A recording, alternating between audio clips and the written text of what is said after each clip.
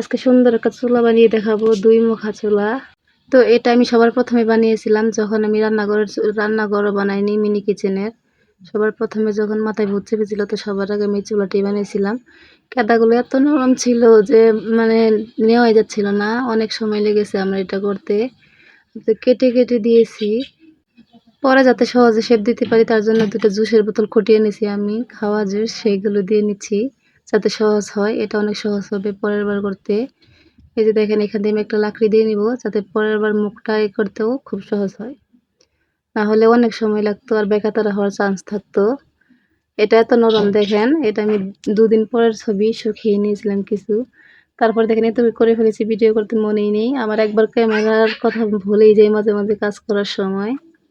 এটা এতটুকু করে ফেলেছিলাম। তো আমি কাচতে হয় না কাঁচি, ওইটা দিয়ে আমি একটু বাড়িয়ে বাড়িয়ে শেপ দিয়ে নিচ্ছিলাম। এটা থেকে অনেক মাটি ফেলিয়েছি, তারপরেও ভিতরে খোদাই করতে যে দেখেন ভিতরে কি সুন্দর হয়েছে, ঘুরিয়ে ঘুরিয়ে দেখাচ্ছি। অনেক মাটি ছাড়িয়েছি। এবার এটা কিরকম বানাবো ভাবতেছিলাম, তার ভাবলাম যে আমি ঝিক বসিয়ে নিই, 3 চুলা মুখা করে নিই। 4 কোনা চুলাগুলোতে জাল জ্বলতেছে না কেমন যেন মিনি কিচেনে। এই যে দেখেন উল্টো করে ভিডিও করেছি, মানে একদমই যা তাই অবস্থা। আজকে একদম টাইম পার হয়ে যাচ্ছে তাই বড় ভিডিও এডিট করতে পারি না। তো এই পর্যন্ত যারা দেখেছেন তাদের সবাইকে অসংখ্য ধন্যবাদ। আপনারা অবশ্যই ভিডিওতে একটি লাইক করবেন আর চ্যানেলটি সাবস্ক্রাইব করবেন। এই যে এটা দেখেন, এটা নতুন চুলা, এটাতে এখানে রান্না করতে আসছি, কেমন হয়েছে জানাবেন।